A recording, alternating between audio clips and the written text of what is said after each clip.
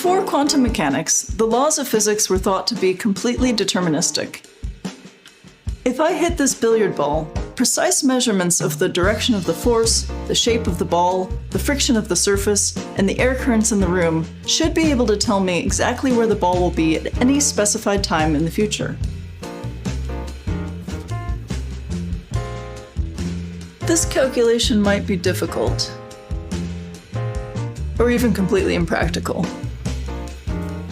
But in principle, with precise measurements and Newton's laws of motion, the future ought to be completely predictable.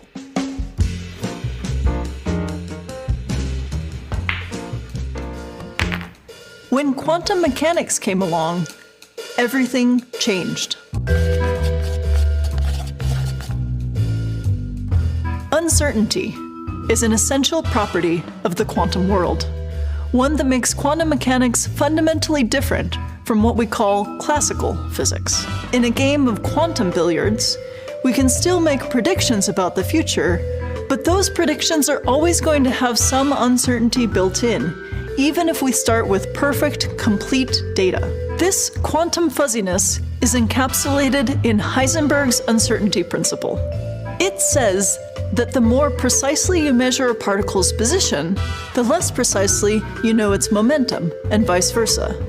A particle's momentum is its mass times its speed. Essentially, if you know where something is, you can't know perfectly how fast it's moving.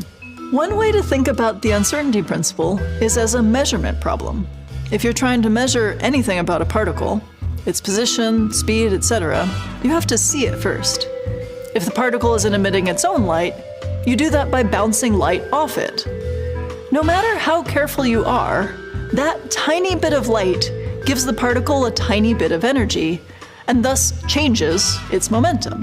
You can try other methods of measurement, but there's no way to measure the properties of a particle without interacting with the particle, which changes the properties of the particle.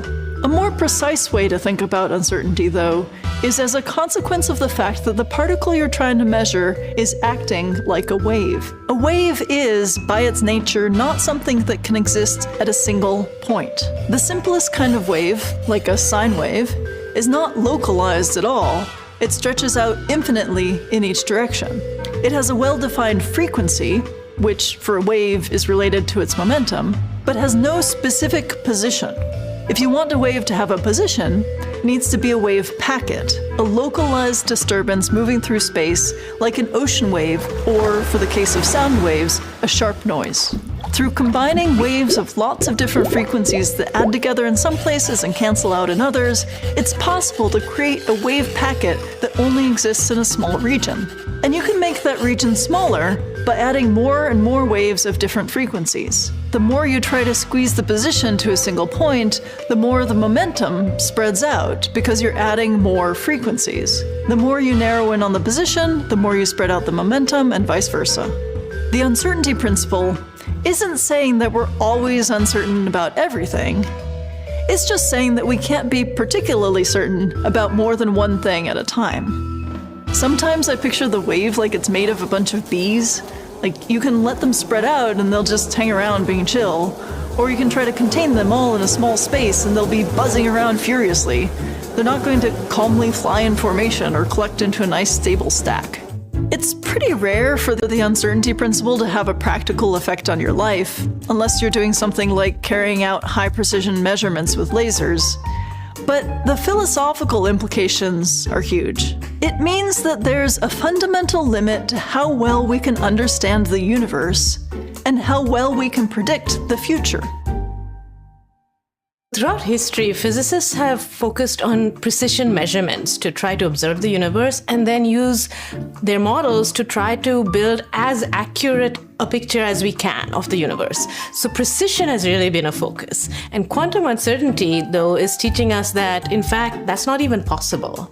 And that's not necessarily a bad thing. In fact, quantum uncertainty is a powerful idea that actually helps us to expand our thinking about not just the universe, but what we can do with quantum theory itself. For example, how we can use quantum uncertainty as a tool to do a whole new type of computing, which is called quantum computing, or to do even sci-fi sounding things like quantum teleportation.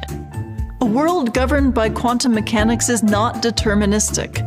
No matter how carefully we do our measurements, at some point we're going to have to throw up our hands and say we don't know where the billiard balls will go. Einstein famously hated this idea and hoped to find some way around it. He was quoted as saying, "God does not play dice with the universe."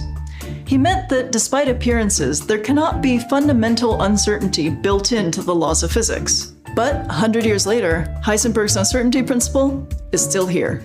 So, are you feeling lucky?